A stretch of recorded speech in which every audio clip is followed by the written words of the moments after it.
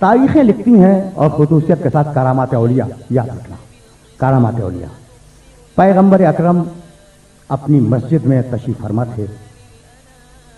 صحابہ کرام شمع رسالت کے پروانے میرے نبی کو گھیرے ہوئے بیٹھے تھے. گود میں حسن تھے. حسن. یہ واقعہ تمہارے سننے کا ہے.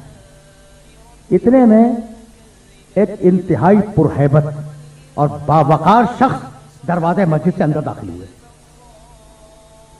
صحابہ کرام نے دیکھا کہ بڑا ہیبت والا شخص ہے, بڑا بارود. اس نے کہا السلام علیکم یا رسول اللہ. کرامات اولیاء حوالہ یاد رکھنا, میرے مسلک سے اس کتاب کا تعلق نہیں ہے. اللہ کے رسول آپ پہ سلام ہو. پیغمبر اکرم نے جواب دیا اور کھڑے ہوئے تعظیم کے لیے.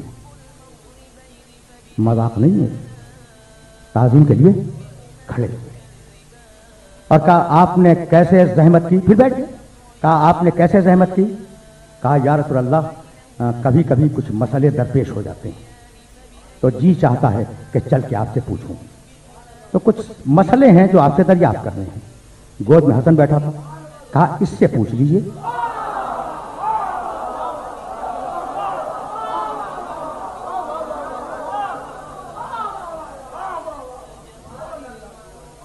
کہا اس سے پوچھ لیجئے.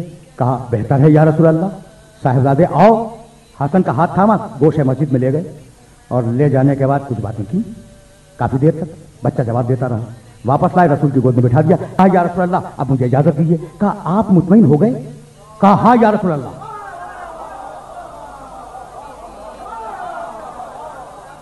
دیکھیے خدا کی قسم اگر معلوم نہ ہو کہ یہ ہے کون تو جملہ تو خود اسٹیٹس بتلا رہا ہے. رسول پوچھ رہے ہیں کہ آپ مطمئن ہو گئے.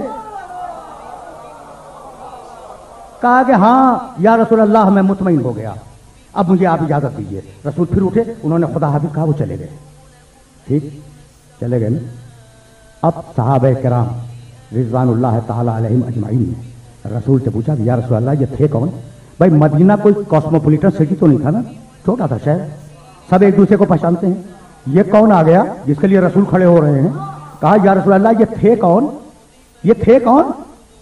کہا کہ بھائی یہ خضر تھے.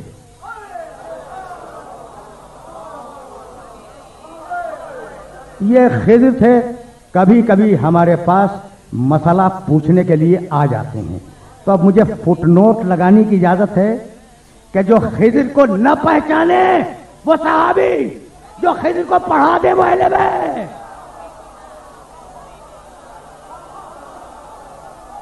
تاریخیں